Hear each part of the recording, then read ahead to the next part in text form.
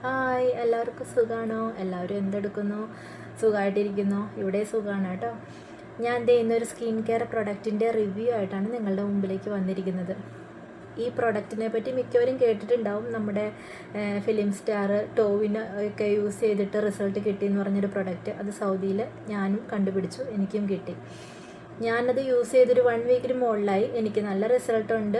Skin നല്ല ബ്രൈറ്റായും glow ആയിട്ട് ഇരിക്കുന്നുണ്ട്. അതുപോലെ തന്നെ നല്ല ഹൈഡ്രേറ്റ് ആയിട്ടും നല്ല ഹെൽത്തി ആയിട്ടുള്ളൊരു സ്കിൻ കെയർ പ്രൊഡക്റ്റാണ് കേട്ടോ ഇത്. ഞാൻ യൂസ് ചെയ്തു, എനിക്ക് റിസൾട്ട് ഉള്ളത് കൊണ്ടാണ് ഞാൻ നിങ്ങളുടെ മുമ്പിലേക്ക് ഇത് പറയാൻ വേണ്ടി വന്നത്.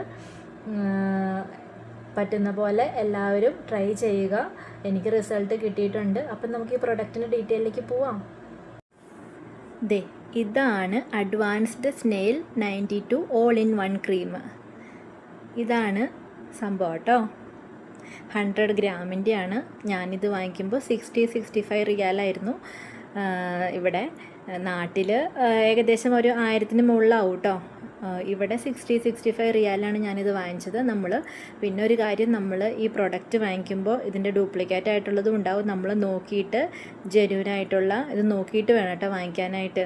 നമുക്കറിയാമല്ലോ, നമ്മൾ സ്കിന്നിൽ എന്ത് അപ്ലൈ ചെയ്യുമ്പോഴും അത് ഹെൽത്തി ആയിട്ടുള്ള നല്ല പ്രൊഡക്റ്റ് അല്ല യൂസ് ചെയ്യുന്നതെങ്കിൽ നമുക്ക് അത് നന്നായിട്ട് ദൂഷ്യം ചെയ്യും, അറിയാമല്ലോ എല്ലാവർക്കും. അതുകൊണ്ട് നമ്മൾ നോക്കിയിട്ട് തന്നെ വാങ്ങിക്കണം കേട്ടോ.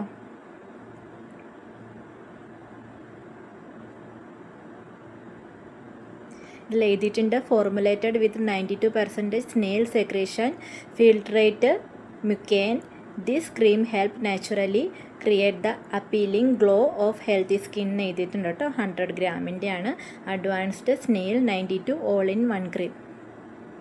അതുപോലെ തന്നെ ഇതിലെ ഇൻഗ്രീഡിയൻസ്, അതുപോലെ ഡയറക്ഷൻസ്, ഹൗ ടു അപ്ലൈ, ഇതെല്ലാം എഴുതിയിട്ടുണ്ട്. എൻ്റെ ആ ബോട്ടിലിൻ്റെ ബാക്ക് സൈഡിൽ തന്നെ ഇതെല്ലാം എഴുതിയിട്ടുണ്ട് കേട്ടോ. വാങ്ങിക്കുമ്പോൾ നല്ല പ്രൊഡക്റ്റ് നോക്കിയിട്ട് വേണം വാങ്ങിക്കാനായിട്ട്.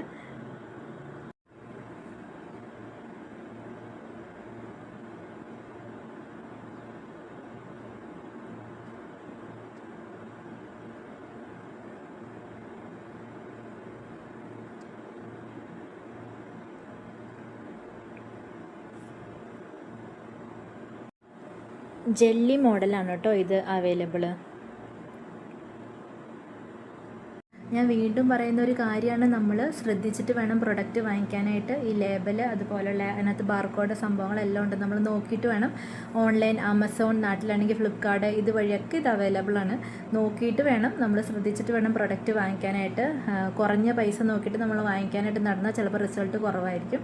അപ്പം നോക്കിയിട്ടൊക്കെ വാങ്ങിക്കാം കേട്ടോ.